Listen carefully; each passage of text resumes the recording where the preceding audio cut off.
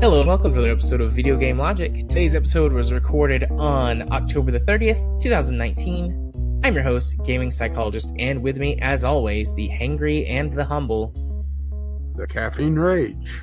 On today's show, we will be discussing the October Game Club, which is Prey from 2017, not the original. We'll be going over what our next Game Club game is going to be. We're going to be discussing some more Fallout 76 shenanigans. We will have a quick trip over to Community Corner, and then we will have a Steam Discovery Queue. Timestamps will be in the show notes following their respective topics. Hello, Rage. Hello. So we are recording this a day late and $1 short because I had an incident at work, which is fully detailed in either post-end or post-credits or as a Franken episode. So you'll get to hear all about that at some point. But yeah, just the short version, I had a very scary incident at my office, and I was like freaked out yesterday and just like needed to reset. And so we put it off until tonight. Yeah, you went ate some shitty food. I did. I had some Taco Bell. Terrible for my body, both from every angle. Not only just because it's terrible for you, but because I'm a diabetes. But it provides excellent comfort. Reminds me of comforting times and, and poverty. And poverty. I mean, I'm only slightly above poverty now. Like two bad days and it's all over, son. Which is, in some ways... thank you, Joker. Which in some ways is manipulative. Because you said Joker. Which is in some ways motivating and in some ways fucking terrifying. But I don't want to get into my existential dread tonight. Or you have no idea the reference I'm giving. Nope, not a clue. Killing Joke. I've never seen The Killing Joke. I'm familiar. Or read The Killing Joke. Basically, the Joker says that the difference between him and the average Joe, or the average person, is just simply one bad day. And he tries to prove it. Gotcha. It's actually one of the better Joker stories. I mean, I've heard that The Killing Joke is one of the best. I'm not a big Batman guy. Well, this was more focused on the Joker and Commissioner Gordon. Yeah, but I mean, I'm not as much into that universe at all. I would say it would be very interesting to you on a psychological level. You would get your shrink on for this one because of the whole idea of how easy it is for a sane person to get pushed over the edge. Or not, and pick it apart. That's interesting. That's an interesting thing because I deal with that on a regular basis.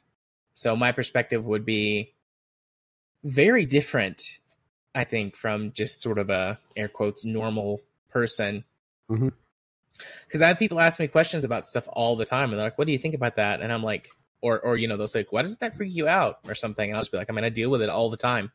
I see that, depending on what the thing is, every day or every week. So it's like, it's not shocking to me. It's, Yeah, it looks like they actually did release the animated movie of it a couple of years ago. I've only read the comic. I've never actually watched the animated version of it. Yeah, I've got a couple, I listen to a couple of film podcasts. I follow a few film YouTubers, and I remember them talking about it, but I mean, I just am not, super familiar with it. I know you're Marvel, not DC. Yeah, I'm a Marvel boy. I still think DC has the better villains. Marvel has the better heroes. I agree with you on that. Generally, that's true across the board, but I'm a hero guy, not a villain guy, so. Yeah, which honestly, a lot of Batman's interesting things is his rogues gallery. It's not Batman himself, because honestly, Batman can be a little boring. Calendar Man and Condiment King. Those are my two favorites. That's the deepest pulls I can get from the Batman universe. Catman. Is there a Catman? Yes. Okay, cool. I guess, actually, I don't know if it's cool or not. I think he's in the Batman universe. Yeah, he. Let's see. Here, I think you'll enjoy this. He's like the yellow version of Batman. He's was originally from the '60s, so yeah, this should tell you something, right? Yeah. Here, I'll drop it in Discord for you. There you go, Catman. Nice. I like the three little red marks that look kind of like claw marks on his chest. Huh? Cat scratch fever. Anyways, I don't know how to segue that to Gameclub. Is there a segue from Catman to Prey? Well, a cat is a yellow predator, so yeah. Non sequitur. We don't have to have a segue. We can just do a non sequitur. I mean, never stopped you before, or to ruin a perfectly good segue. No, it has not. So, due to the condensed or late recording, we oftentimes will condense a little bit of it. So we're going to throw out games we played this week and just go straight to the Game Club. For anyone who this is their first Game Club episode, they're new listeners to the show. Yes, welcome, and we're sorry.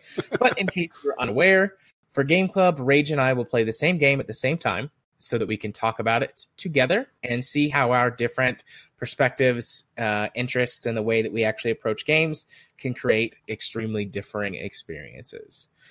For the month of October, we always do something that's spooky. So this year we played Prey, the 2017 I almost said re-release. That's wrong. Reboot of the Prey franchise. Yeah. The original, which came out in, I believe, 2006, has nothing to do in common with this. Oh, as a name. As a name. Yeah. But has nothing to do in common with it otherwise. I mean, there might be some references or Easter eggs in there that I just missed. But yeah, same. In general, they have nothing to do with each other. Yeah. I think I'm gonna say this and then edit it so that it comes in front of the discussion. Both of us wholeheartedly recommend this game, like 100%. But if you don't want it completely ruined, which might ruin your experience because there's so much that we're gonna spoil and reveal, maybe just skip this Game Club and come back to it after you played the game. Yeah, I would say that's fair. I mean, we didn't do our usual spoiler warning, but that's beside the point, right? So you and I had two extremely different play experiences. Partly because... Yeah, this game is very Bioshock-like in atmosphere, and also the fact that it gives me a rather extreme motion sickness after a while. Yeah. And in my initial playtest of this, I did not get that, but then again, I never got to the more open world-esque area of it. So I'm not sure if my frame rate was just not stable enough and it was triggering it. And that may be my trigger. It's just unstable frame rate. Or if it's just something with the camera that changes whenever you get to the main area or what. But yeah, I was starting to feel rather sick after, I would say, half an hour gameplay. And while you're playing it in half-hour chunks, it wasn't due to motion sickness. No, I was fucking terrified. I don't like scary things. I don't like scary games. I do this every year for you guys. Although Alan Wake wasn't really too bad. Alan Wake was psychological horror. This was more akin to traditional. Well, not even traditional horror because this wasn't, all jump scares. Even though there were a few. In the time I played, I only sunk probably about 5 or so hours into it. Enough to, really get a feel for the game, but not enough to really make a lot of progression on the story. Yeah, the jump scares are not too particularly bad. I mean, there are definitely areas where it's worse than others, but the game doesn't rely on jump scares for most of its horror, but it's always there. The threat of them is always there. So in Prey, maybe we should back up a minute. So in Prey, you are a scientist who is on a space station the space station is researching these alien things and ways to turn them into technology. And one of the aliens is called a mimic, and they can mimic objects in a room. So basically, everywhere you go, there is the potential for there to be a jump scare because these mimics have copied, a chair or a box or a cup on a desk. I don't really know if there's any rules to what they can or can't copy. I've seen them be all kinds of things. Yeah, it seemed like there was no hard and fast rules, and sometimes they were just there in the room beforehand, but a lot of times I found that it would run into the room and copy something. So if you had a very sharp eye, you may notice, there's like 2 coffee cups there. That's kind of weird. Oh, shit! Yeah. So there's always this constant fear that you will get a jump scare. But outside of that, the game doesn't rely very much on jump scares. It's mostly atmospheric. A lot of the aliens that you run into are extremely creepy and make horrible, grotesque noises, or will talk. Like, some of the larger aliens are converted people, and so they will talk about their daily lives, and you can't really make out what they're saying. I'll play with subtitles on, so I would hear like, and the subtitle would be like, "Where did Jenkins put the coffee? I need my coffee." But it was like these just really horrible, creepy sounds. So you know that they're there, but that doesn't make it any less terrifying. And anytime you enter an area that's dark, and spooky, you're like, oh my gosh, are there going to be aliens here? Are they going to jump out and scare me? So I was playing it in half-hour to 1-hour chunks because I would get too scared and I would have to stop. But I did not experience any of the motion sickness issues that you did. Maybe it's just there's something about this type of game, maybe the way they have the lighting or something. Because, like I said, this game atmospherically reminds me a lot of BioShock. And maybe there's just something in that, or I should say the original BioShocks. Because BioShock Infinite, I never had that problem with. Yeah. I mean, it can affect different people in different ways, but, it does have some of that sort of head bob as you move. When you're in a confined space, that feels stranger, and that could be contributing to it. And you were having frame rate issues. We have a fairly similar setup, but I have a different processor. My processor's a lot weaker, actually. Yeah. And so that could have been where you were running into the frame rate issue, because I didn't have any dips below 60. Outside of there were a couple of areas where things got weird, like the space station would explode and a whole bunch of shit would go everywhere, and then that would kind of cause a little bit of a frame dip, but nothing too major, and it would come right back. I could not play this game if I was having frame rate issues, because then I would be terrified of being jump scared and also it happening in the middle of like a frame drop. So then it would be like a double jump scare somehow. Yeah, there was a couple times where I would see the mimics. I would spot them. I would have a little bit of a frame stutter, just enough for them to disappear and I not to get to see where they go. So it's like, oh fuck. Yeah. The gameplay itself can go a bunch of different ways. It starts off very linear as it's and we'll talk about the story stuff in a little bit. I want to focus mostly on the gameplay aspect for the moment. It starts off very linear, corridor-esque, and then it opens up a little bit, and then it opens up a little bit, and then the game encourages you, like, hey, you can get to this area. Maybe you could find the key, or you could look for an alternate path. And it does that a couple of times, and then it opens up, and it's not an open world not an open world in the sense of like it's a huge map you can explore, but the space station pretty quickly becomes wide open to you exploring it. And there's multiple wings that each have different paths through them and multiple objectives inside of them. So the main sort of floor is like this lobby area that's like 3 stories tall. And there's all kinds of rooms in there, things that you can find, secrets. There's different ways you can do it. For example, you can just go up the stairs to the next floor, or you can get into like the air ducts and climb up that way. You get a weapon called the glue gun. It's GLOO, although I can't remember what that stands for right off the top of my head. But it fires like these little expanding, hardening foam ball things. And you can use those for traversal. You can create like a little ramp or like some platforms to jump up. So you can use that to get around and access secret areas. Later on, you can get abilities that allow, some of them are movement-based abilities, like a little warp. So you can maybe warp to different areas. And there's not really anything that's telling you what to go or where to go and what to do. I mean, there's definitely like a main mission that you're doing, but if you want to, you can just explore and sort of figure out things that you can do on your own. For example, you can find security desks that have lists of all of the people on the station.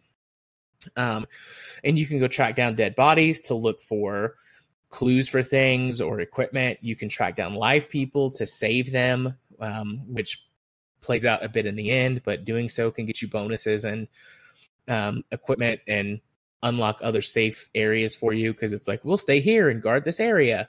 So then you have a safe place you can return to. Once you clear out an area, no enemies will respawn in that area while you're there.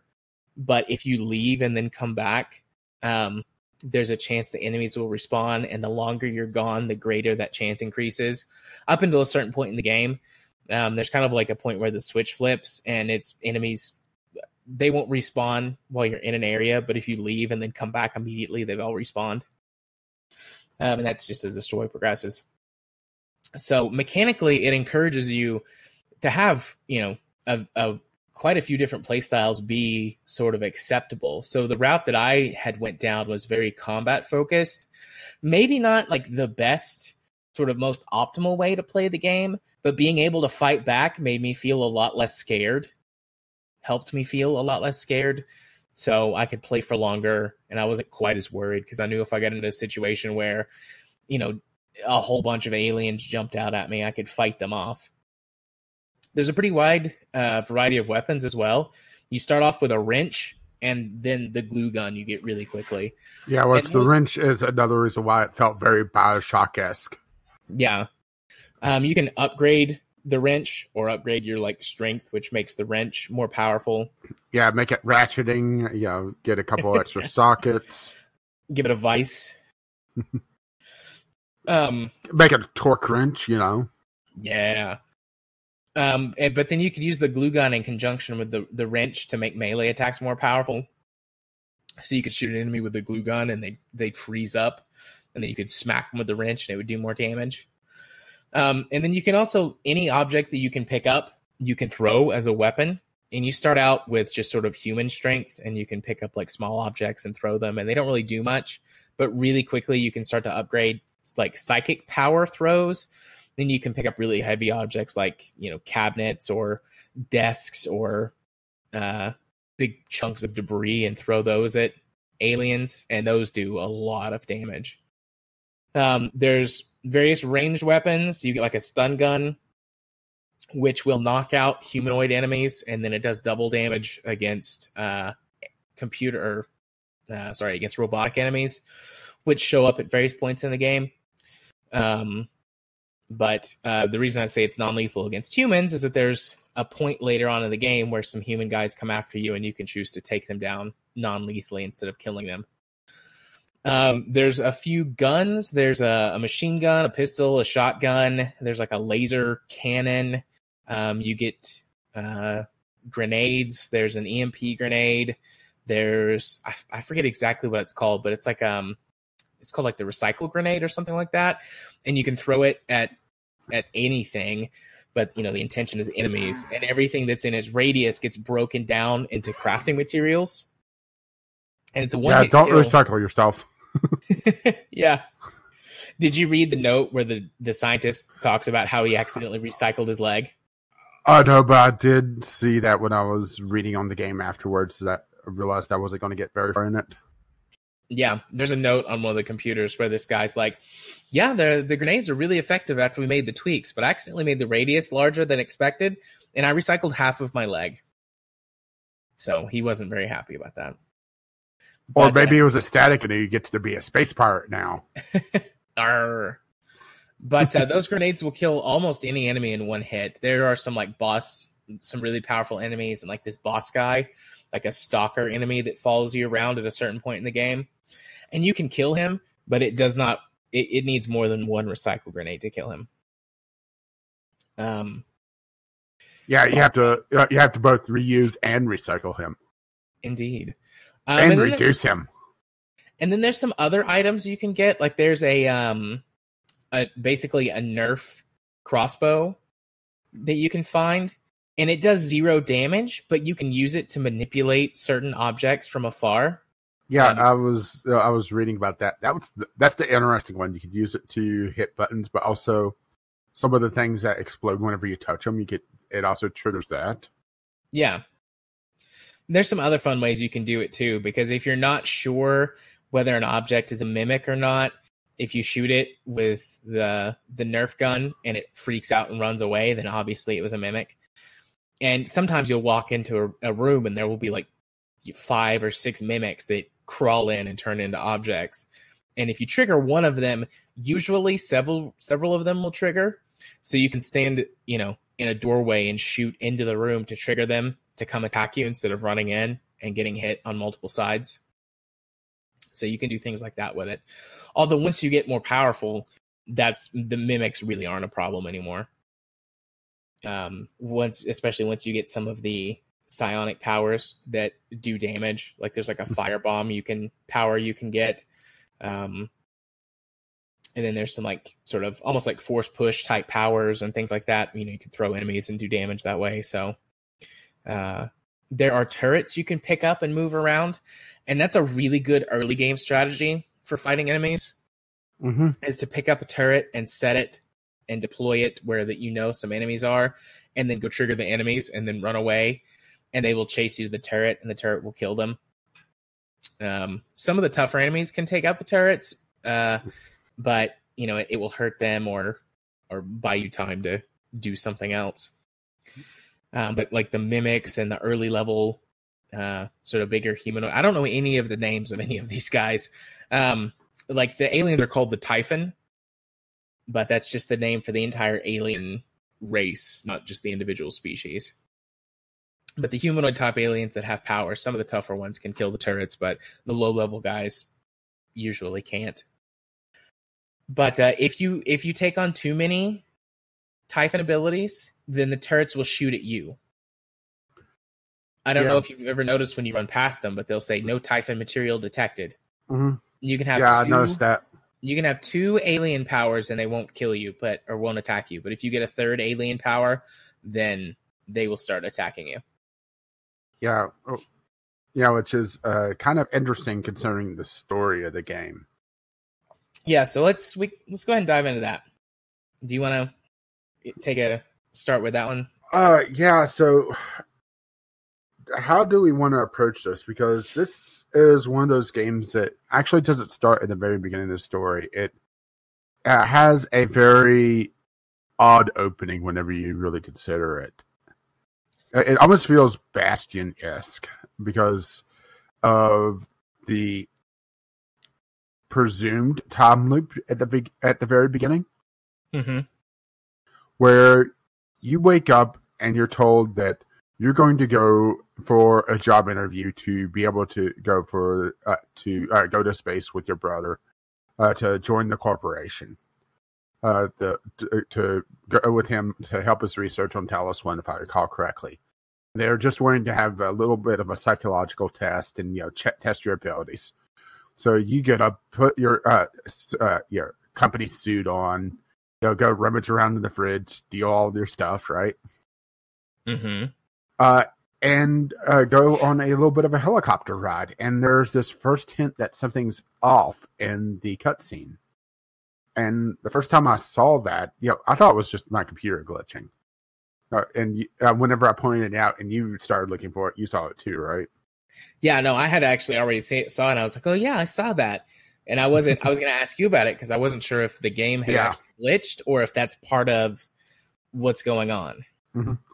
Yeah, the game kind of just flickers for a moment.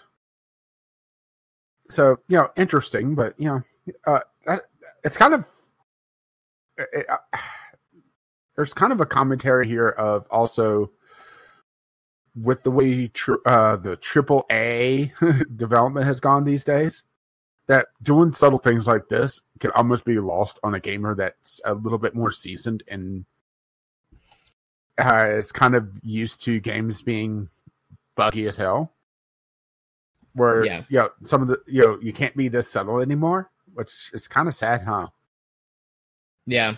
But I'm on a side rant now. So You head over to the building through the credit sequence / helicopter ride. And did you actually notice that you're tapping your foot to the music? No, I didn't notice that. I thought that was so cool. I looked down and saw my foot tapping. And this is one of those weird games that actually has, you're not just a floating camera. You actually have some interaction in the world. But anyway, you go through a short psychological test, and it feels like a tutorial, but at the same time, it's hinting at something more. Mm-hmm. Where you're told, okay, now I want you to press this button as fast as you can, and the game pops up the tutorial of jumping over a chest high wall, or I want you to move all these boxes out of this area as fast as you can, and it's the tutorial to how to pick up and throw things, but everybody's treating it as odd. Yeah, they're like, "What are you doing?" Mm-hmm. And it's like, "Did you just run over here?" And you're like, okay, that's interesting. So anyway, in the last section, they have the proper psychological test and a lot of really classic questions. The essentially the needs of the many versus the needs of the few. The runaway rail car, and if you could flip the switch, or if you could push the fat man, or jump onto the tracks yourself. What were some of the other ones? I've got it pulled up here. So the first question, you're planning a vacation. Do you go somewhere familiar you know and love, or try something new? You've been sentenced to death for your actions. How does that make you feel? A runaway train is bearing down on 5 people who are tied to the track. You can cause the train to switch tracks, but there's one person tied to a second track. A runaway train is bearing down on 5 people. You're standing on a platform next to an enormously fat man. Pushing him onto the track would stop the train. What do you do? And a runaway train is bearing down on 5 people tied to the track. You could stop the train by jumping onto the track, but you would die. What would you do? And there was also, then the ink blots, the Rorschach test. Yeah, which you go to look at it, and then that's when there's this like black monster, which is a mimic, but you don't know that at the time. Like, is one of the scientist coffee cups, and it attacks him. Mm-hmm. And then they're like, "Oh my god, stop the simulation!" And they like gas you, and you pass out, and you wake up again, and you're in your bed again in your apartment.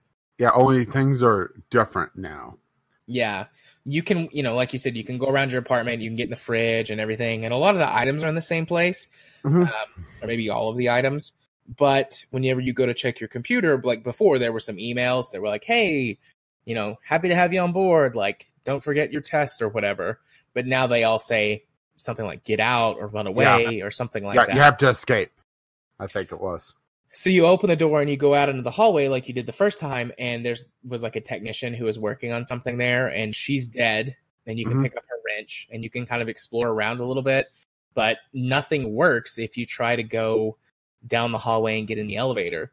So you go back to your room, and you use the wrench to smash the glass, and, surprise, surprise, you're in a test chamber in, in Aperture Science. Oh, wait, wrong game. Basically, though, I mean, that's... Yeah, it does have the opening sequence has a very Aperture Science feel to it, doesn't it? Yeah. So then you wander through this same area, but this time, instead of it being what you saw before, it's like all of it was a test. And there was some stuff that was like, the helicopter was like, just like, almost like one of those little... A flight simulator. Rides. Yeah, like a flight sim. And there's all of these little... what are they called in the game? They're like TV screen or magic glass. Is that what it's called? Some sort of holographic thing going on, but yeah, it's like it's like. What I thought was cool. Yeah, what I thought was cool was how they handled the different. Whenever you get to the actual headquarters, you land on the roof and you go inside, and then get an elevator, and then you get off on this floor, but if you go to that area in this kind of sequence break or this behind the scenes thing, you see that it was really just a person pressing a button, and a couple walls slide and the sign opens up. Yeah. And I thought it was a really cool, even though, when you feel the elevator not moving, but that's beside the point, right? Well, I mean, you could just maybe like shake it a little bit, and most people would think they were moving. But yeah, and then you can go through the same 3 test areas. Actually, you have to go through the same 3 test areas, I think. But then you break the glass on the last one, or maybe you can do it on any of them, and you actually get into the room where that you saw the scientists get attacked. Oh, see, I just went through the other doors. Oh, I smashed the glass and went through. Yeah, there was a door that you could just go through. So I saw it from the other side. But then, then the game starts to open up a little bit, and you have to get out of that room. You fight your first couple of mimics. And this entire time you're being talked to by some random dude named January. So I was going to ask, so your character's name is Morgan Yu, but you can play as a male or a female. Since you said dude, I'm assuming you played male. I went male. You probably went female. I played female. Because I figured you would be female, and it does change because January is supposed to be you. Yeah. So I thought that was interesting. But I mean, obviously you don't know that the first time when you're playing through if you haven't looked stuff up. So you go through and you... there's a couple of, like I said, linear sections that are slowly opening up. You find some crafting materials. You can start discovering some of the backstory and lore of the station and the world.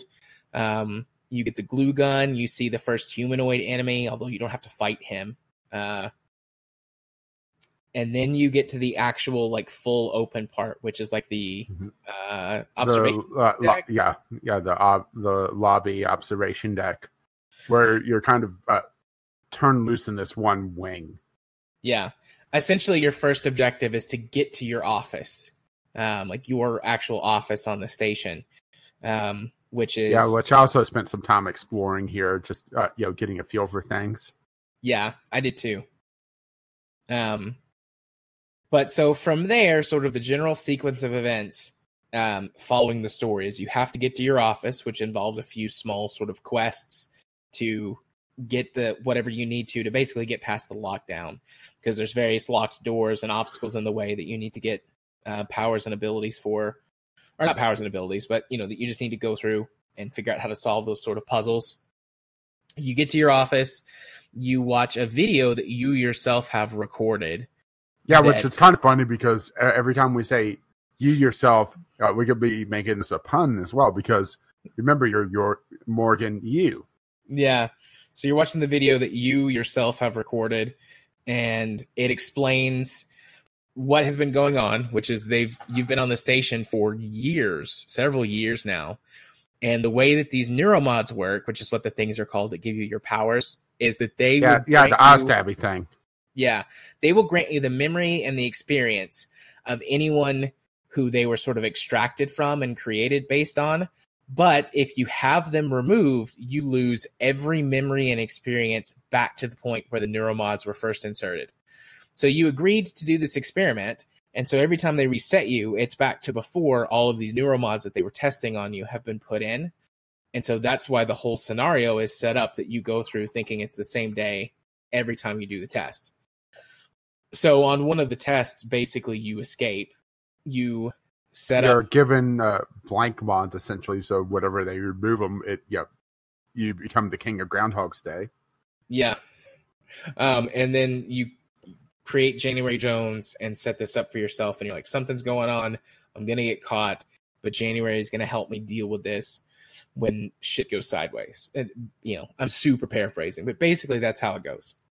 And then you're contacted by your brother, Alex, and he tells you that he will tell you everything. You just have to find him, and he'll tell you everything. He won't lie to you and help you solve the situation because he knows how to fix it. Because you're thinking, I can't remember if it's at this point or if it's a little bit later, where that they're like, the only way to deal with this issue, with this thing, is to blow up the station. And he's like, no, don't do that. We can fix it by not blowing up the station. So from there, you're going on essentially a quest to save as many people on the station as you can. So that's not explicitly told to you, but that's what my quest was, to save as many people on the station as I could, and have January help me get through the situation, and escape off of the station. And that takes you to various different areas of the space station, which results into you coming into more and more contact with Alex as he explains what's going on. You learn the history of neuromods and how they're created. Basically, they kill people and harvest their brain matter to create these neuromods. So it initially started out as a volunteer program, people who had cancer or other incurable diseases, who were things like pianists or race car drivers or dancers or whatever, would donate their memories to this project.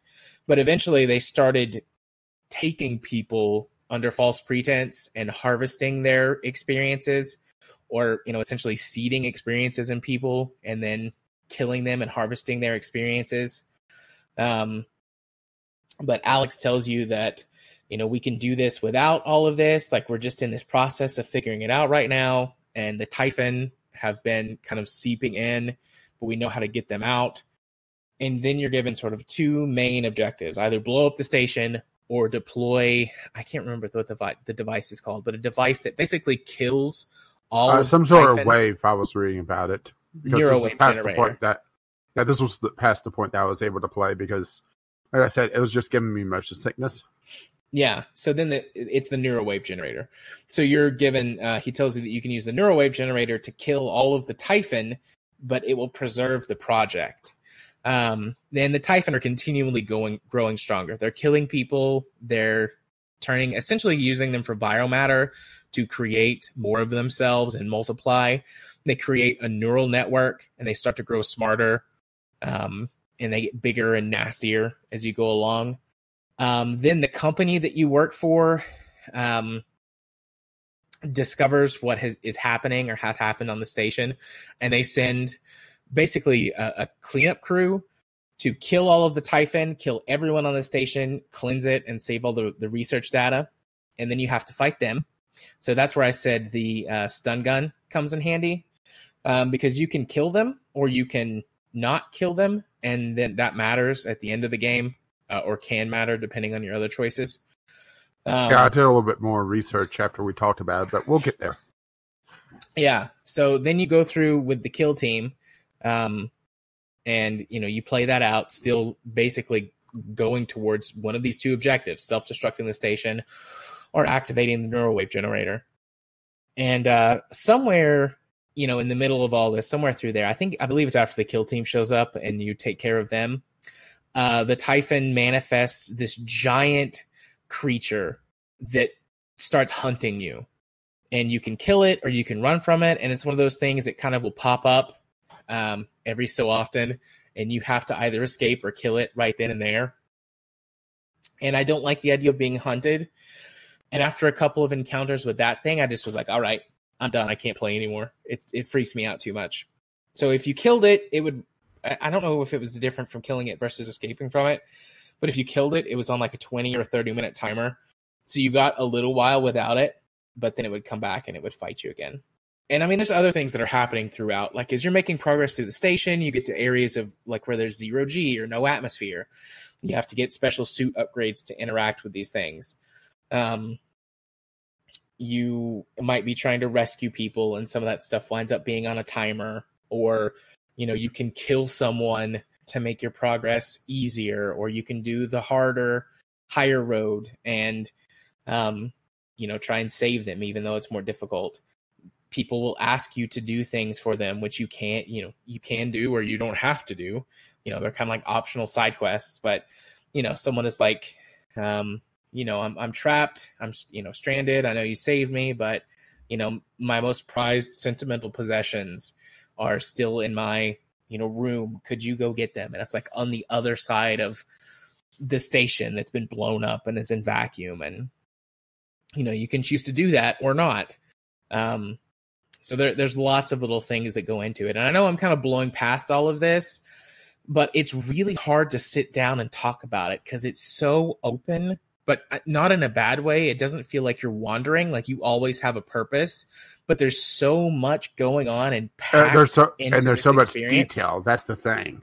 Yeah, there's in the lobby, there's a sort of a historical exhibit that talks about the history of the station And there's like 10 or 15 minutes worth of reading there. And this is an alternate history world. JFK survives the assassination attempt, and then he and the Soviets, or no, it's the Soviets discover the Typhon, and they contact the US because they're freaked the fuck out, and they create this joint space agency to research the Typhon. And that's where the space station initially came from. So, reading that and going through that, as you go through different areas of the station, some of them are a lot older. And so you get these huge differences in technology and architecture and things like that. That's all part of this world building experience. And the deeper you go into the bowels of the station, the closer you get to the older Typhon, which are the bigger, scarier ones that have had longer time to develop their psychic energy and also harvest unlucky organisms who have gotten in their way. So the deeper you go, the scarier it gets. There's so much here. The wiki is huge. But so you said that you had done some research. Do you want to, let me take a minute to drink some tea. You talk about something you want to talk about. Well, it's mostly towards the ending I looked into a little bit more in the actual triggers of it, because it's not as simplistic as it sounded before whenever we talked about it. Mm-hmm. Basically, you have to actually really try to get the bad ending. Or I should say the really bad ending, because there's 3 main endings with a secondary alternate ending. Because early on, there's an opportunity to just say, fuck it, I'm out, and ditch through an escape pod.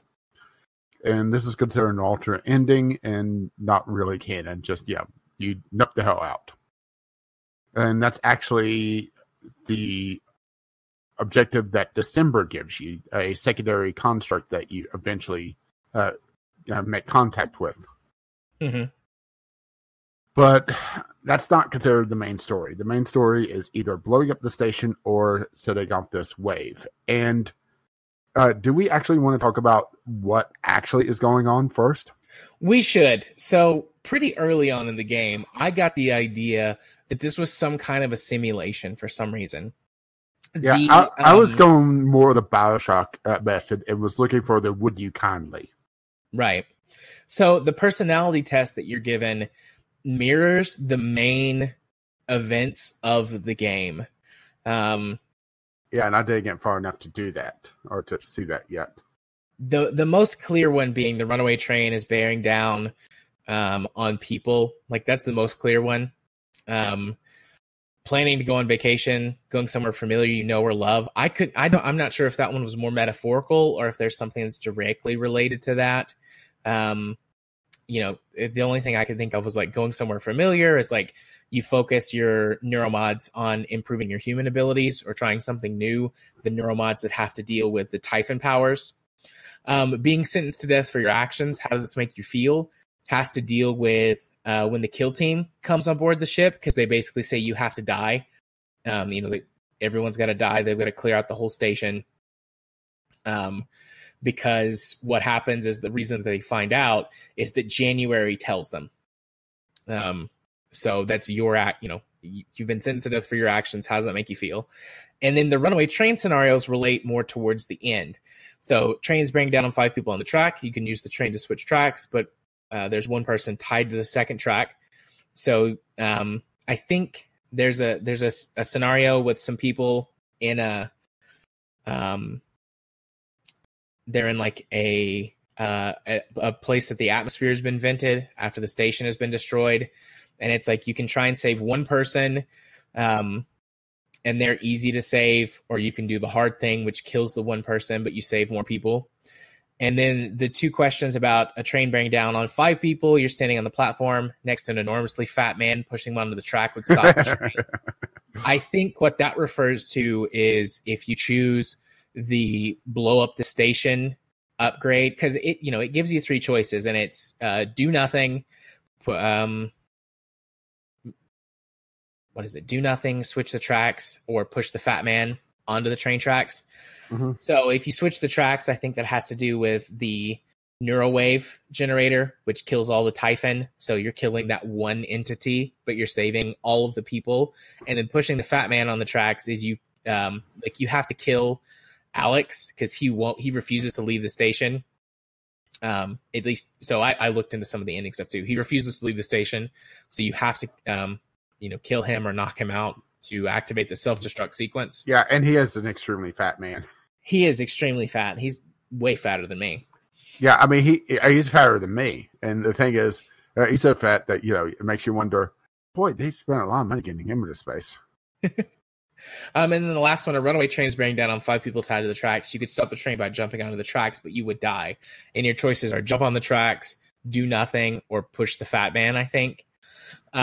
And if you have a bunch of neuromods installed, a bunch of Typhon neuromods, they tell you at the end of the game that you have too much Typhon material in you. It would be dangerous for you to leave the station to escape.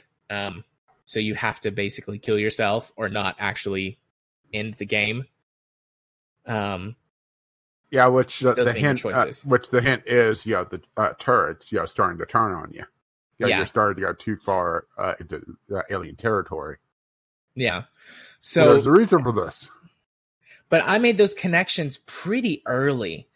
And between that and seeing the glitch, and there's a few other areas where things will happen in the game and you will hear voices.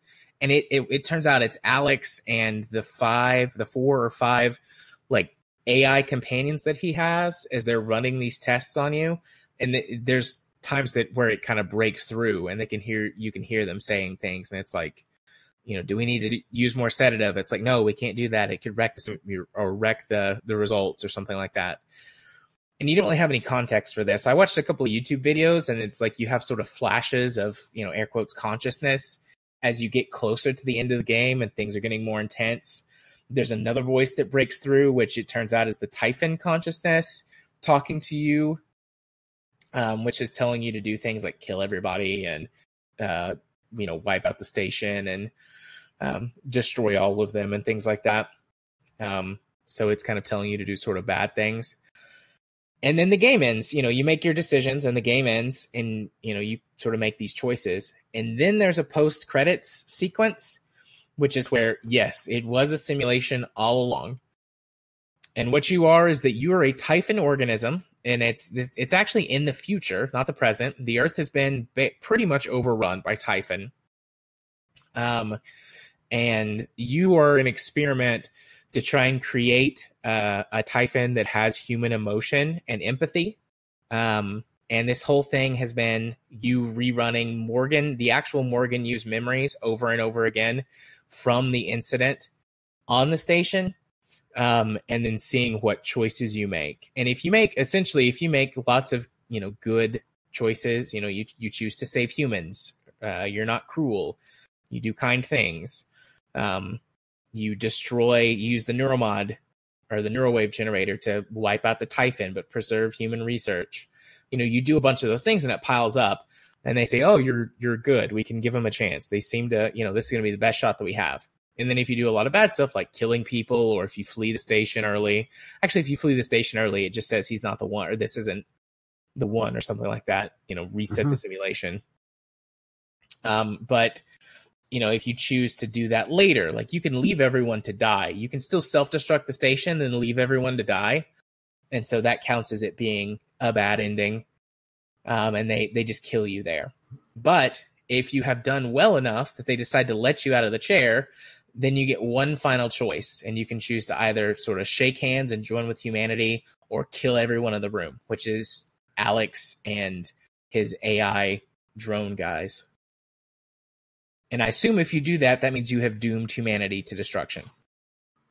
Yeah, because that's pretty open-ended as well, huh? Yeah. But what's kind of interesting is basically they're trying to make this hybrid to try to broker peace because, Earth is pretty fucked up. It's pretty much gone. Yeah. But it also makes you wonder what actually happened on the station because you're replaying Morgan-used memories. So this is at least partly based on real, sarcasm quotes, events in the game's lore. So what actually happened? Yeah, what did they do? Yeah. I don't know. I don't know if it says anywhere. I haven't actually browsed the wiki to see if there is, this is what actually happened or what. But I mean, I called that fairly early. There's, like I said, there's a lot of symbolism in the game. If you and I might just have a complete leg up being a psychologist and like thinking about this stuff all the time. And it's like you put a test like that in front of me, and I'm gonna spend the entire game looking for it because that's a pretty significant thing to do. But also, I mean, I have been able to call things like this previously. Like I've said, I study stories, I study film, I study the idea of ludonarrative.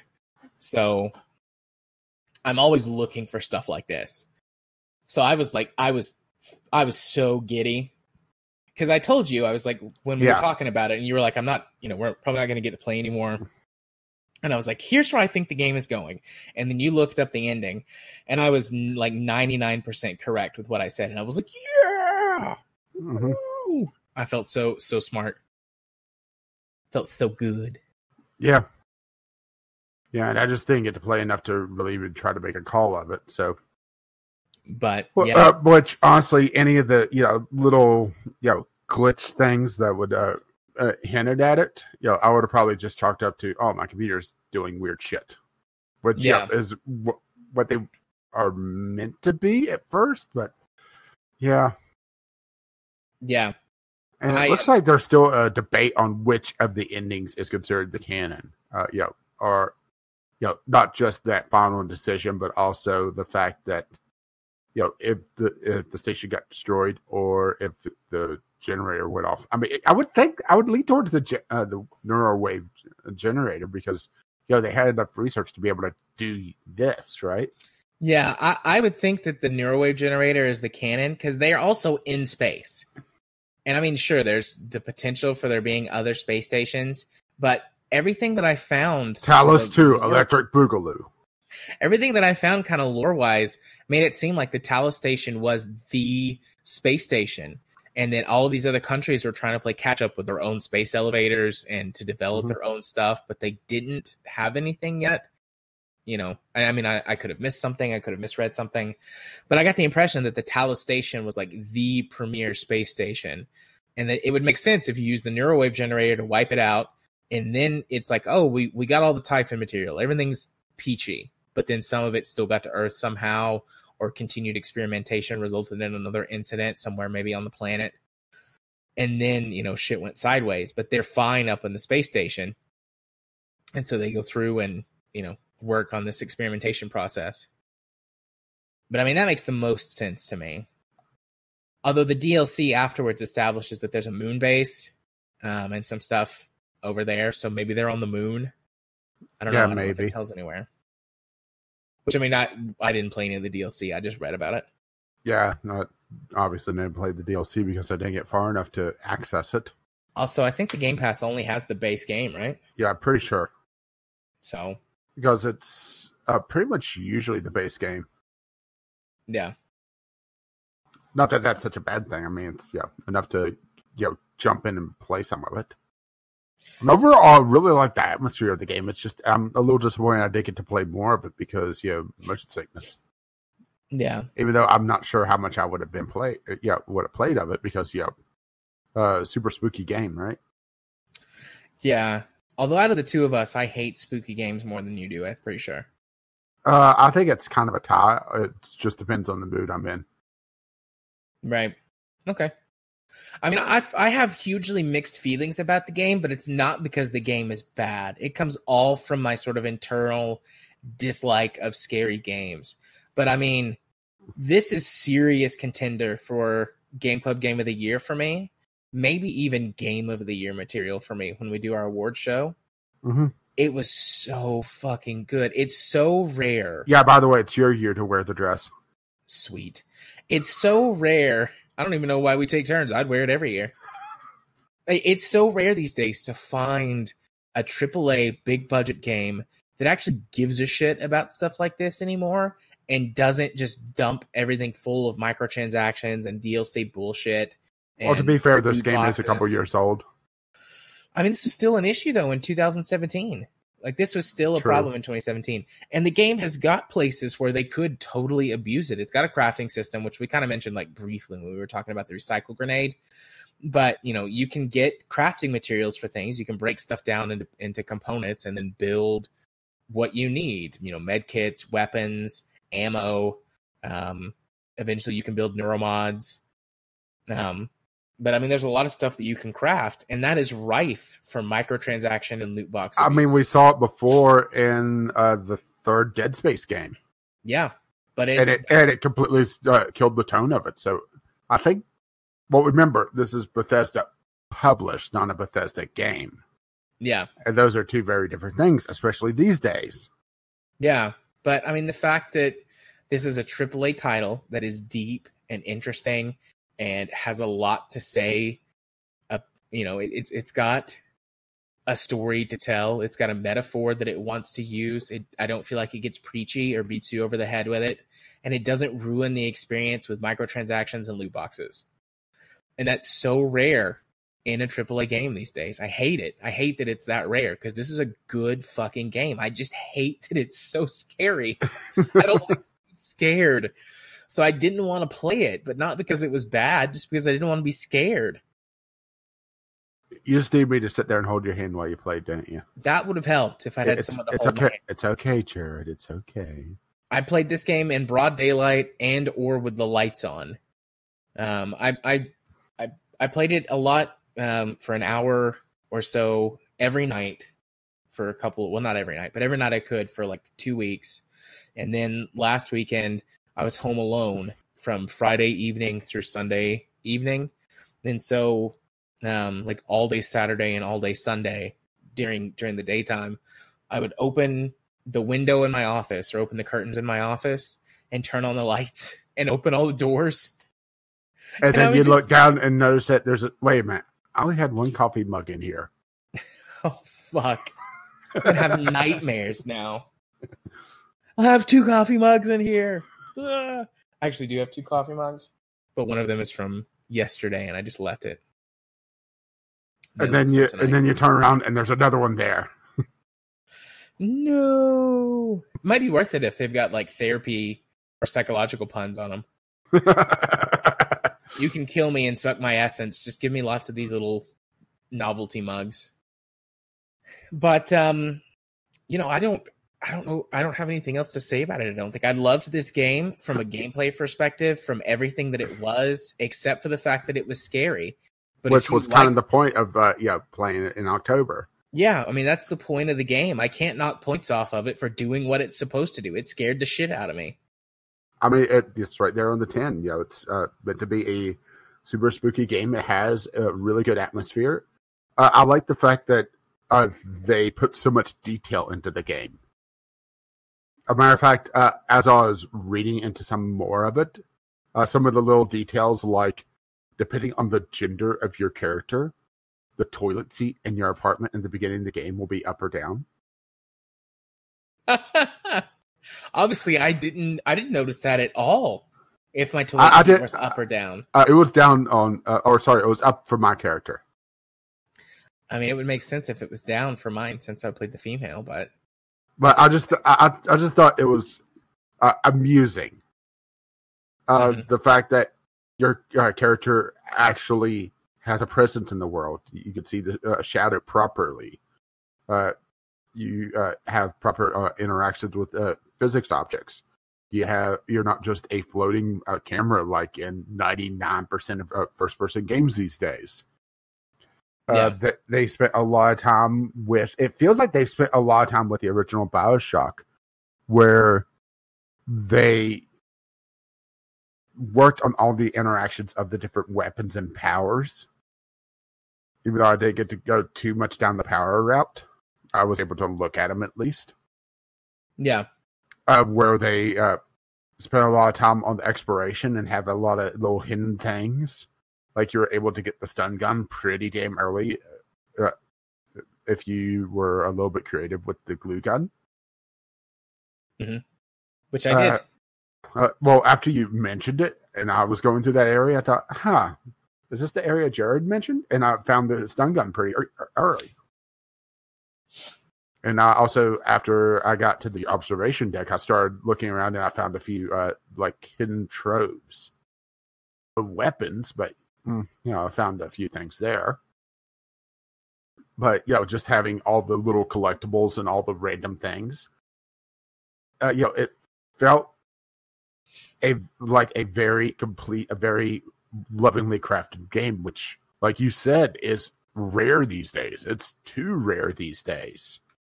Yeah. So it's nice to actually, find something like this that isn't, just feels exploitative whenever I open it up. Unless you mean exploiting my fear of, random coffee bugs. So would you? Oh, sorry. Go ahead. I would. Well, I was about to say, it's just a very well crafted game. But yeah, for your question, would I recommend it? If someone likes a more psychological horror or with a bit of survival in it, we didn't even talk about the hardcore mode where they start adding in different modifiers to the gameplay, where you could get traumas to you, where your suit could leak from taking damage too much, or anything like that. There's actually, I didn't even. I was playing through on easy mode just to try to get some of the story. Well, I was just trying to get the story more than anything, but obviously didn't get too far on that. But and they also had it where it severely cuts the amount of stuff, and you would have to actually have a more survival experience. So if someone likes horror and likes survival games, I would say this is a definite recommendation. And likes exploration as well. This is a very Metroidvania style game. Yeah, it's interesting. Like, I would totally recommend this, but getting to the point where it's saying, like, yeah, I would recommend this, we've basically ruined the entire game except for the actual gameplay experience. So it's weird. Like, yeah, I would totally recommend it. And if I would recommend it, but it would be like some of the anime I've recommended to you. It's go watch this, go play this. Don't read a damn thing about it. Don't look into this at all. Especially if someone has Game Pass, so they're able to just download it and play it. Yeah. But, all right. Fucking love Prey. So. Hey, it's nice to finally get a good game, right? Yeah. A game we both agree is a good game. Yeah, we've had a few stinkers lately. Finally, some good fucking games. Speaking of other Game Club games, though, Rach, what is the next Game Club we're going to be doing for November? So, we are still in space, and we're going to be commanding some Celestials. Not exactly. They're not celestial beings, but we are playing Celestial Command. Hey, it made you laugh, and that's all that counts, right? It does. It does. But then again, you are fucking easy at times. What am I talking about? You are always easy. So aside from the fact that it's in space, Celestial Command is one of those hardcore sort of tonal shifts that we do sometimes, where we go from a hard, very story-driven game to a completely mechanics-driven game. Celestial Command is a game where that you are essentially gathering resources and crafting spaceship parts and building a spaceship. Pretty much just a sandbox game as far as I can tell. Yeah, there's some stuff to it. Initially, it was all about using realistic orbital mechanics for its gameplay, but it's now got 2 modes. So if you hear that and you think, oh, fuck, I'm not interested in that, it's got a mode called Aerodynamics mode, which plays more like space is a flat plane with an ocean. So you don't have to worry about orbits and gravity wells and things like that. So I think the only person that is a regular in the community that has it is Kyle. But there are some other people who we know or have played games with before that have it. There's currently a sale on. When does the sale end? Probably before this releases. No, at our luck. How long does Steam sale go for? Through November 1st, which is Friday. Well, fuck. 10 a.m. Pacific Standard. That's 1 o'clock. So pretty much, if you're listening to this the second it releases, you could go buy it, and you have like 5 minutes remaining. Yeah. Is Celestial Command on sale right now? It is. It's 20% off at $15.99. It does have co-op. Online multiplayer co-op. Yeah, which we'll check out at least. Yeah, at least the two of us are going to check that out. But yeah, Celestial Command. Yeah, just completely changing things, huh? Indeed. But hey, at least it won't scare the pants off us. Because you don't wear pants. I'm already not wearing any pants at all. So, next up on the docket for today, we're going to talk about some more Fallout 76 shenanigans. Yeah, because they did something pretty much as soon as we recorded the episode. So last week we talked about them reneging on their promise that microtransactions will be cosmetic only, even though, let's be honest, they've broken that several times already. They've just officially removed that from their promises. And we kind of went back and forth, I think, a bit, talking about them, just releasing, buying power, what exactly they would do. And turns out we didn't even have to wait 24 hours for the fuckery to start to happen, huh? Nope. It happened right away. Yeah. Oh, Bethesda, you idiots. So they announced the Fallout First program, which I did not actually link the actual announcement, but we do have the parody announcement. Yes, we do. Where they have released the fact that I'm trying to grab the thing. Okay, there we go. Where they have released a subscription-based service for Fallout 76. Now you think, that's not so bad in theory, but damn, it's $13 a month or $100 a year. Mm-hmm. What? All right. Am I the only one that thinks they've been smoking something? Yeah. So here's what you get for that membership: private worlds, which we'll talk a little bit about later, because yep. Let's be honest here. This is Bethesda. So anybody that's been following us should expect at least 2 of these features to not work correctly. Yeah, so there's private worlds, which is basically what it says is supposed to be. The scrap box, which gives you unlimited storage for crafting components in your scrap box container. A survival tent, which is a quick placeable fast travel point that has got a stash that you can access, like an anywhere stash, a sleeping bag, and then some other stuff that you need. Crafting stuff, basically. Yeah, crafting stuff. You get 1,650 atoms per month to use in the atom shop. A very odd number, I might add. Yeah.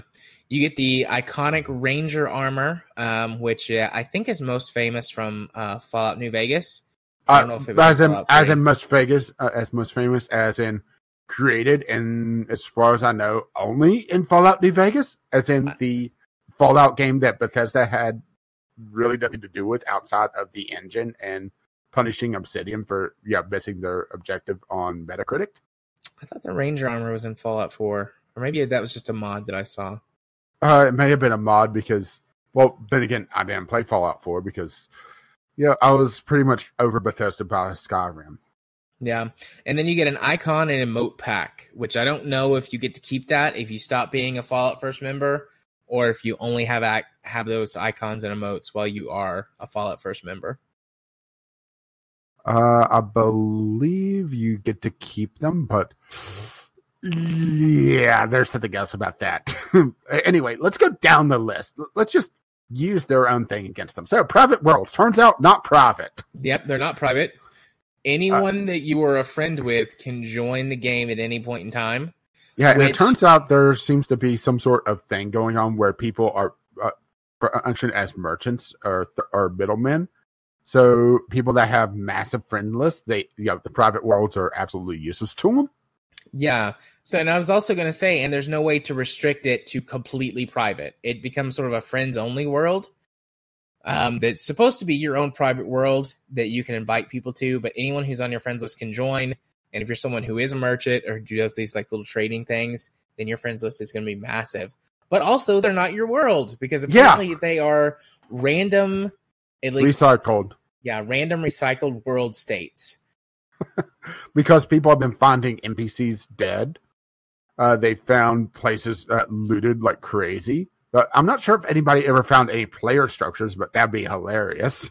Yeah. But it's just, what the hell? And also they found that if you join a private world, now here's one nicety about this, probably because Bethesda couldn't figure out how to do it this way. But the person that starts the world only has to be the Fallout first member. Then anyone else could join. So you don't have to be a Fallout first member to join a private server. But anyone that stays on there can keep it running, even if the Fallout first members all leave, at least at the initial launch. So that's rather funny, huh? Well, that's interesting as a thing. I don't know how I feel about it, but that's a thing. But yeah, so there's that. Then there's the scrap. So we have. Well, let's just keep tally. There's 6 items. So far we're 1 for 1 broken. Yep.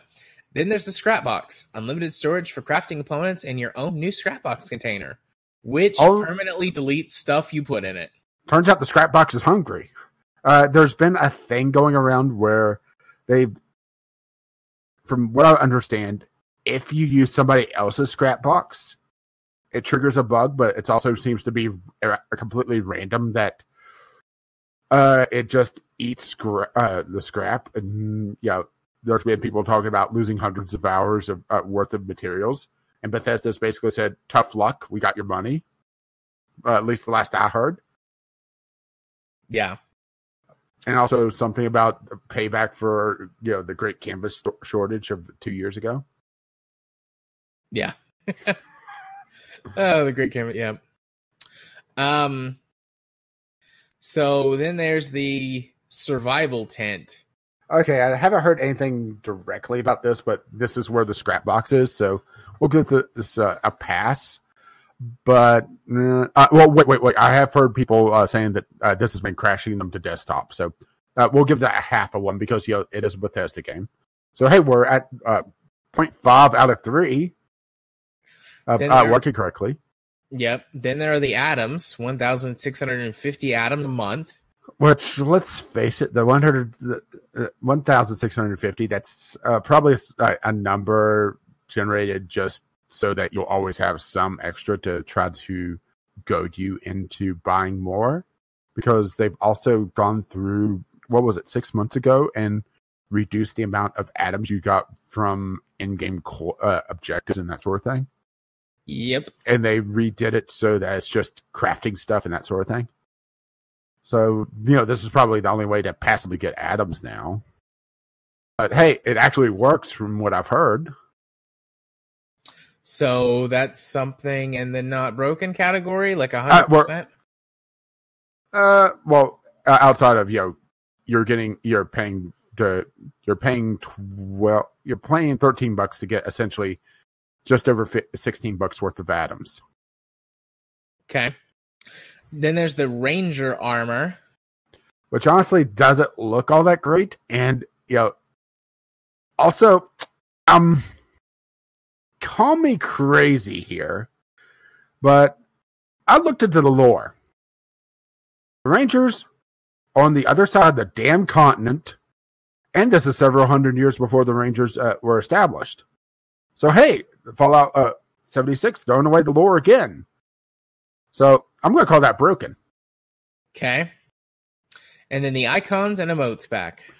Okay, well, this one. Oh, boy, this one. Well, first of all, you do not automatically get them. You have to go claim them from the shop, and if you don't claim them before your month is up, if you just buy a single month, or if you're not actively renewing your membership, you lose out.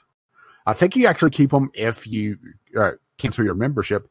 But you don't want to keep them because there's been class warfare going on where people have been actively hunting the people that are subscribed to Fallout First, which is absolutely hilarious. It's become the Hunger Games. So I'll give that half a point because that has severely backfired. So, hey, we're at 2.5 out of 6. Yes. Hey, that's actually pretty good for a Bethesda launch. 2.5 out of 6. Slightly below average. Once again, pretty much what I feel about Bethesda these days. It's just, what the hell, right? Yeah. I mean, not only the whole idea of them launching a subscription service, which honestly, this feels like the last money grab before they release this as free to play, to be perfectly honest. Yeah, a lot of MMO type games will do this. Yeah, but also, I mean, the subscription model for MMOs is actually kind of obsolete these days. Only World of Warcraft and EVE are the only big ones I could think of off the top of my head that still have the subscription model, and both of them have an option to, if you play enough and do enough in-game stuff, to earn a free month through Plex or whatever the World of Warcraft equivalent is. Isn't it some kind of like special gold item? Yeah. Yeah, something like that. Yeah. So the only good thing to come out of all of this is that someone sniped FalloutFirst.com and turned it into Fallout Fuck You First.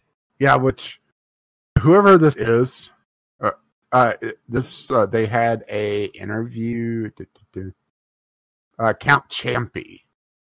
Yeah, Count Champy, you are officially my second favorite person in the world now. Sorry, Jared. That's fine. So being third is still a podium finish, and I'm okay with that. Yeah, true. But yeah, I mean, the snark is real here. So let's just read a little bit of FalloutFirst.com. Private world scrap boxes and more coming, CUMMING, to Fallout 76 with Fallout Fuck You First. Ever since Fallout 76 launched, we have constantly done nothing to improve and evolve the experience based on your shitty feedback. That's why we're excited to launch Fallout Fuck You First. Premium ass-pounding membership that offers something dumbass players have been asking for since the launch of the game. Private worlds for you and select idiot friends. So we decided to put it behind a paywall. In addition to this huge feature, sarcasm quotes, Fallout Fuck You First also includes a host of pointless items and cult bonuses, all of which you can find on my foreskin. And the best part, Fallout Fuck You First is available to scoot you right now. Are we just going to read this entire thing? Because this is just comedy gold. It's decently long.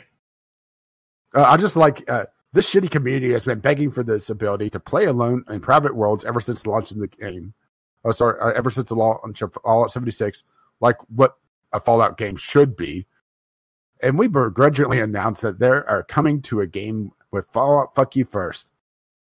If you're a Fallout fanatic, Fuck You First slave, how can you use the private word? It's completely up to you as long as we allow it.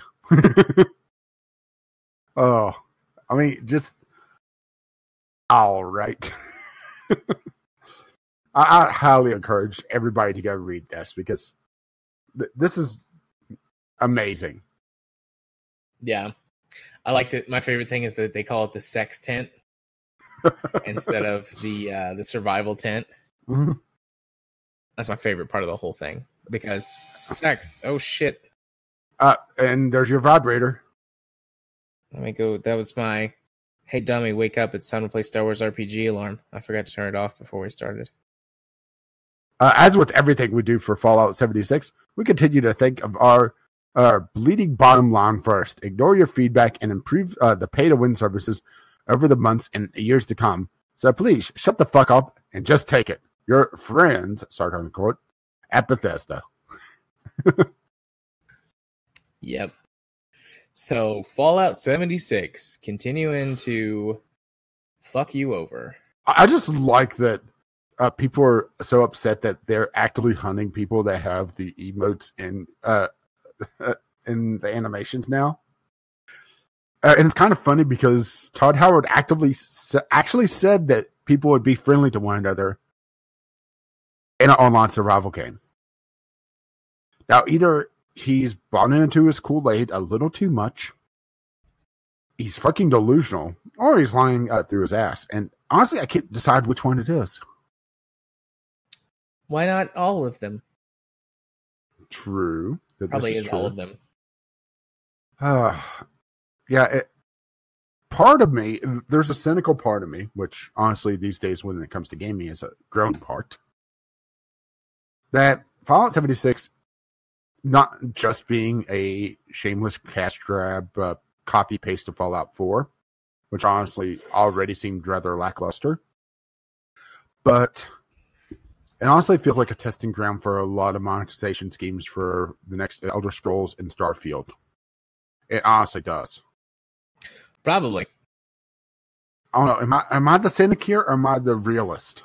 I can't tell. Why not both? I mean, I do think that it is. I think they're just testing the waters to see what they can get away with for the next Elder Scrolls game. And I hate that, but, and I hope it's not that, but I'd say you're probably right. I don't want to be right. I'd much rather be wrong on this, but it's tough to really look at this and not look at. Well, they've already announced Starfield and Elder Scrolls, both of which are still years off, so they could build these systems into them from the get go, or have them cooked into the design documents. So you could have the loot boxes. You could have all the hell. Skyrim already has the paid mods, remember? I'm honestly surprised. Oh, that's another thing, is that they pushed back the whole mod support to do this. And they pushed back, remember that big story expansion they talked about last year at E3? Or this year, I should say, this last year's E3? They pushed all that back, but they still launched this. Yeah, I don't remember the expansion they were talking about. Remember the one that actually had human NPCs? Oh, yeah. Yeah, okay. Yeah, basically introducing core elements to a Fallout game to Fallout 76 to make it a Fallout game. Only with multiplayer, so, with random multiplayer, so you're going to have to deal with people sniping your story NPCs. Little faith on this, I gotta admit, little faith. Yeah, same. I mean Bethesda in general, I should say, because all I ever wanted, I gotta admit, all I ever wanted with multiplayer for Elder Scrolls, for Fallout, co-op. That's all I want. Have Jared be dog meat. I could handle that. I could be dog meat. Of course, he would spend all day sitting there licking his crotch. That's what I do now. Well, I was going to say, and then he actually do it in the game. Hi-oh. All right. Yeah. Fuck Fallout. Fuck Bethesda. Yeah. Fuck you guys. At them. And fuck you first? Yeah. So, well, I'll just have to ask. Since it seems like every single time your expectations and excitement for the next Elder Scrolls game goes down. So where is it right now on a scale from like 1 to 100? And where did it start? So it started pretty close to 100. Mm-hmm. It's probably like a 40 now. So that's a Game Pass game or Deep Sale Game of the Year edition? Yeah. Definitely. And see, I would say just like a huge fucking surprise. But yeah, I would say mine was probably about 60 of deep discount base game, but I would say it's down to like 20. Where extremely deep discount Game of the Year edition. Yeah. And that's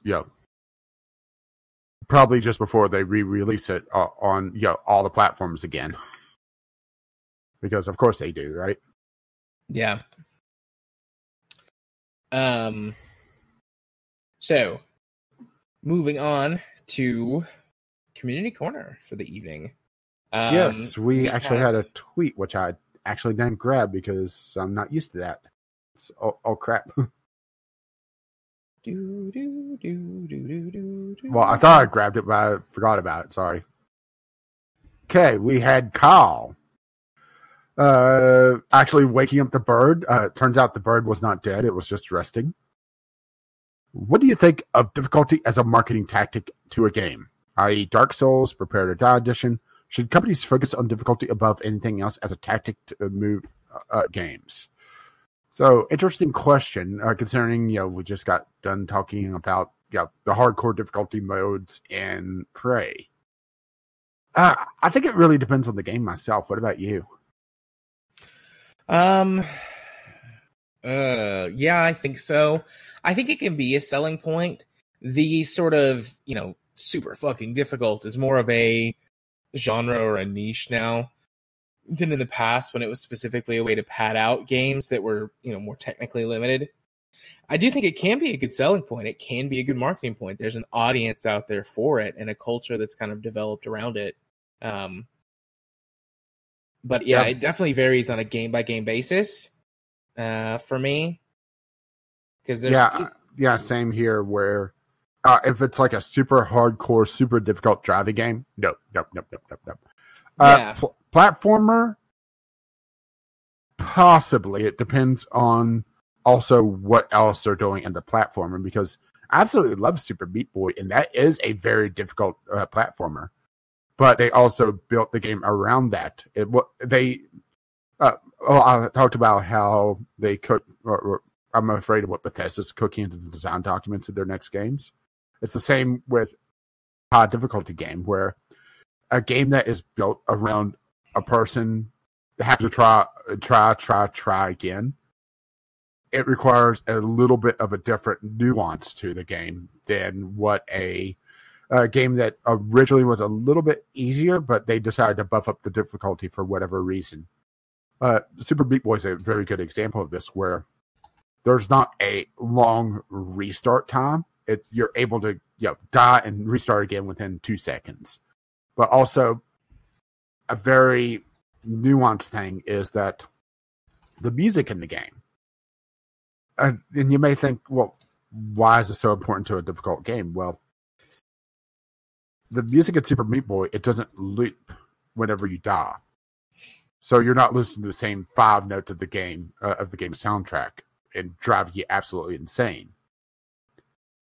But it's one of those small things that really adds to the feeling of the game, where it's not adding to the frustration, it's enhancing the gameplay. So I think a difficult game can be a marketing point, but it needs to be built to be difficult from the start. It can't just be bumped up because they thought it would garner a better audience. Yeah, it requires a lot more thought than just let's make the bosses a lot more tough, let's make everything one shot kill. It requires a lot more nuance, and it's fair to say, okay, this game is super hardcore, super tough, and paint that as the same with the same marketing brush as Dark Souls. Because Dark Souls, even though I haven't played a lot of it, it has a very weighty, momentum-based combat. And it's built around this exploratory world that lends itself to the difficulty. So it's not just because it's difficult, it's designed to be difficult. So that's where it is. Not just tough games are good because they're tough. Tough games are designed to be tough and have the considerations for the players to not drive them fucking insane while being difficult. Yeah. I mean, I pretty much agree with that 100%. A game, if difficulty is going to be a selling point for a game, I think that it needs to be designed from the ground up, with that being a focus or a part of the focus. And making a game hard just for the sake of being hard is not the best way to go about doing it. Yeah, there's a difference between Super Meat Boy and I Want to Be the Guy. I've played Super Meat Boy. I've never played I Want to Be the Guy. I Want to Be the Guy is basically almost parody of all the super hardcore platformers, super difficult. Only I Want to Be the Guy is also highly unfair. So there's things like spikes will just shoot up out of the ground and they'll kill you. Gotcha. Or there's a couple places where you think you're in a cutscene, but you're not. Your character's just auto-scrolling or whatever. And if you don't put a button input, it'll kill you. Gotcha. And it's meant to be as annoying as hell and meant to be played over and over again for memorization. And that's where the difference is that while there are people that enjoy that, I don't. And it's just, building for your audience as well. Building for a bit of a wider audience while being difficult. Building for, the masochist out there. That sort of thing. Yeah. I think the difficulty can also be used as a way to help sell a game without the focus being, this is extremely difficult. Because I've never played it. I'm trying to blank on the name of the game. But there has been maybe more than one where there's a lot of customization to the difficulty. So it can be really hard, or you can back it down to make it easier. How about Surviving Mars as a good example? Yeah. You can make that as difficult or as easy as you want it to be. And that can be a core part of the experience as for how sort of surviving it actually is. I've seen it with a couple of platformers too that have some very fine controlled difficulty. Well, I was playing a little bit of Stellaris on Game Pass, and that has a lot of stuff that you could tweak to really alter your gameplay. I'm not at the point where I could really be able to talk about it just yet, but there's a lot of options to go in and toy around with how your race is built, and that can vastly change how your game plays, but also the difficulty of it before you even touch to the AI difficulty settings. And that's the other thing is, since we're talking about difficulty, we have to talk about AI, their opponents. Are you just allowing them to cheat more, or are you making them a lot smarter? That's the other thing, because if you're just making, the game difficult by making the enemies bullet sponges, I mean, hey, Borderlands is fun for long enough, but eventually the bullet sponges get a little tiresome, If you make them smarter or make them more crafty or give them new tricks to be able to do. Let's pull one almost at random, Divinity Original Sin, where the hardest difficulty mode actually unlocks alternate abilities for certain bosses and certain enemies, but also adds in a lot more health as well. It adds in, or I should say, it takes away some of the more abundant resources, and it makes it a lot more tactical than the base game was, where, after a bit, things started to steamroll. So, that's the other thing, is just how are you handling the difficulty? Not just, are you making it tough? How are you making it tough? Yeah. I 100% agree.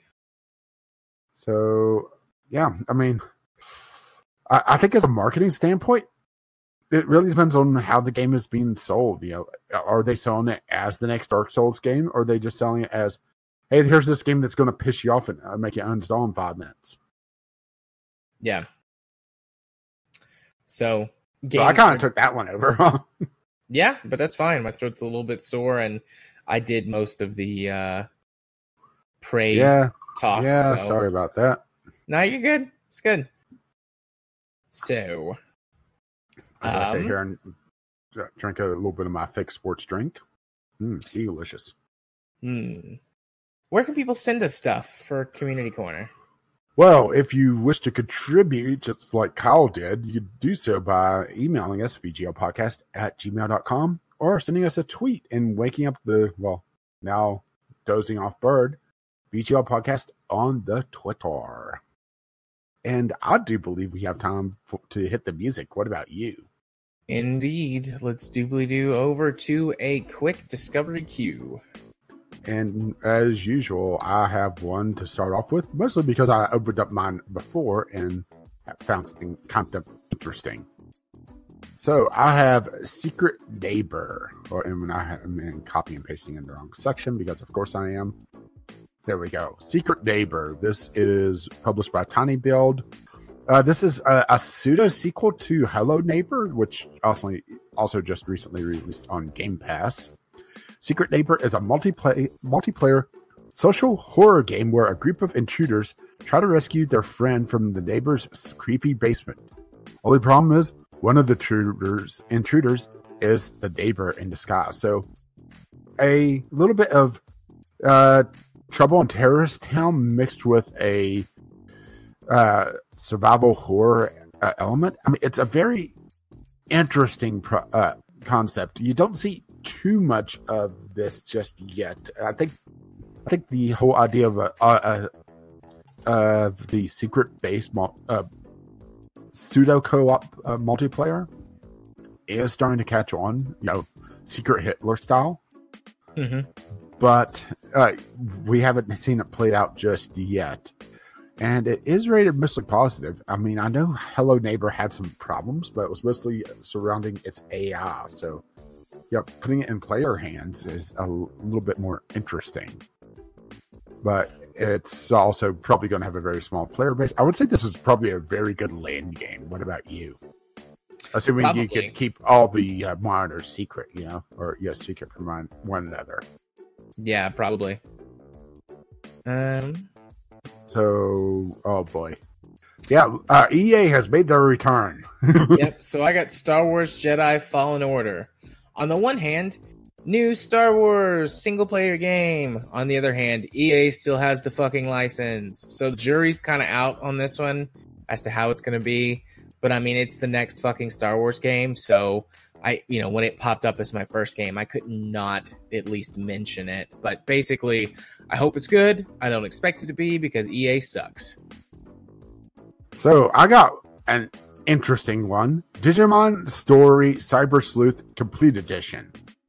A couple weeks ago, people were just going absolutely batshit about this game. I haven't followed Digimon at all. I have no idea just how good the games are.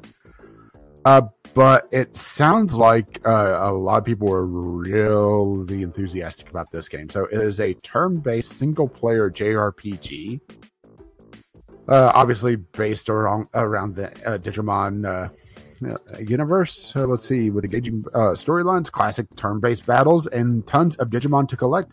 Digimon Story Cyber Sleuth Complete Edition delivers everything fans loved about Digimon Story. I mean, the story, the game title is so long that it eats up about half of the marketing blurb, doesn't it? Yeah.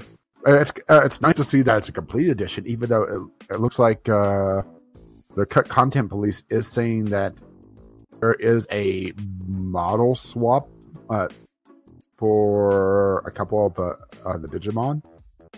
Go ahead to make them less boobalicious. So there you go. If you don't, if you want a more sexy Digimon, well, you're gonna have to do a little bit of hackery. But there you go, right? Indeed. So I got one, Crossroads Inn. Crossroads Inn is a real-time strategy, a real-time management sim set in an original fantasy world of Delcris. Build and manage your tavern, manage visiting adventurers, or make visiting adventurers happy, and make your services famous all over the land. This looked like a fairly standard sort of management type game to me, and then I saw nudity and sexual content in the tags, and I went, all right, you have my attention.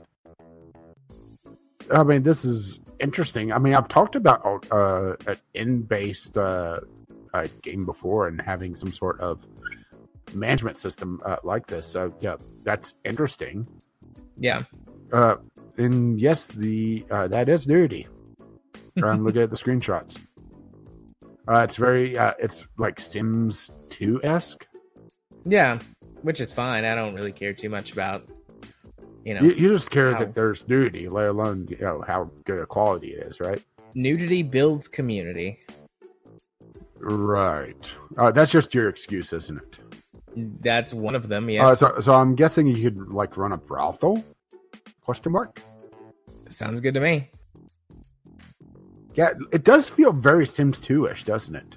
Yeah, it does. Just from the graphical fidelity here. I mean, that's not a slap in the face for Sims 2 because Sims 2 was actually a pretty good game overall.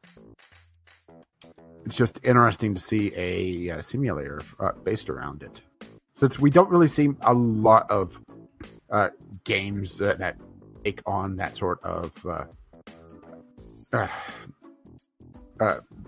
just how varied the Sims could be. I mean, the Sims kind of own its own little genre these days. So yeah, interesting. So I got Moons of Madness. Hey, a first-person story-driven cosmic horror game where the scientific exploration of Mars meets the supernatural dread of Lovecraft. So hey, if you want your Lovecraft in space, well, here you go, right? Actually, it's a very good-looking game. Scary as fuck looking, but good, right? Yeah, although I'll pass on the scariness, for sure. For now. So my next game, theFisher Online. theFisher Online. Yeah, I just got that on mine, so take it. Forget about licenses and catch rates. Choose a bait or lures and catch fish in Europe and Russia. So I'm guessing Russian-based game? It seems that way. I mean, it also appears to have, full English everything. But well, they are taking over the U.S., so gotta have the English out there. That's true. I know you like your fishing game, so I saw this and I was like, yeah. Yeah, then it popped up on mine and thought, oh, damn. Oh, well. I mean, it's online, so I assume... Yeah, here we go. It says MMO down here. So I was going to say, I assume it's an MMO. I have no problem with playing fishing games. Oh my god, the developer is Rage! It's R-Age. It has my name literally on it. Yeah. The question is it actually any good? But it looks like their servers are having crashing issues. Looks like it's a management. It's a copy and paste of a Russian free-to-play fishing game. Based on this one review, no proper keybinds. So yeah, I wonder if I can sue them. So I got The Beast Inside. Hey, it's spooky week for me, it seems. The Beast Inside is a unique, gripping twist on thriller and survival horror. Immerse yourself in the story of long-buried secrets, personal tragedies, and madness. Play as two protagonists bound by dark heritage. Combat the enemies, solve riddles, and experience real terror in the 3D scanned environment. I mean, it doesn't look bad, honestly. I mean, it looks kind of spooky, of course, right? But then again, the gifts are, kind of, meant to be super spooky. But it seems like it's Spooktober for me, I guess. Seems that way. Besides, so my next... okay, go ahead. So my next one is called Legends of Keepers Prologue. So this looks like a demo / prologue to another game called Legends of Keepers. It's doesn't have a release date yet. But you are a dungeon master, and you are setting up traps and monsters to defend the dungeon and treasure of whoever hires you to protect their treasure. And I love stuff like that. So, I mean, it's free, so I'll probably check it out. The actual game, Legends of Keepers, Career of a Dungeon Master, is not out yet. All it says is that wishlist it to get a notification of when the game is releasing. So I assume it's a while away, but it definitely has piqued my interest. Well, I have something that'll pique your interest. Okay. We Were Here Together. This is the third installment in the We Were Here series. We played the first one, and it was a free-to-play one. Remember that? Yeah. Well, this is the third one, just released pretty recently, October 10th. It's a co-op first-person puzzle game. I think that's a fair one to say. The first one was one of the more interesting co-op experiences I've had, where you were out in this castle doing shit, and I was locked in this library with all the answers, and it was communication back and forth of trying to figure out what you were seeing, because I couldn't see what you were seeing. We just had voice chat, and trying to get through all the puzzles together. So We Were Here too is also on sale right now for $5. I'm thinking we should get that. As part of the sale? Yeah, it's part of the sale. It's part of the sale right now. Okay. I just noticed it. We Were Here too. Yeah, it's $4.49. So we'll be getting that, and we'll be playing that together. Yeah, something to bring up for it's an anime nights, right? Yep. So I just finished my list. I didn't have any more that were worth mentioning. I had 2 games that didn't have English language, and then a couple of shitty anime booby puzzle games. And I just don't bring those up anymore. Well, I got an interesting one. I'm still going down my list. So this is one I've actually been playing on Xbox Game Pass. Lonely Mountains Downhill. I could talk a bit more about this next week after I've spent a little bit more time with it. It's an interesting one. It's an isometric downhill racer where you are racing a BMX bike downhill and trying to complete different objectives. And as you complete different trails, you unlock more and more stuff. I haven't played it enough to really be able to go into a games we played section with it just yet. Mm-hmm.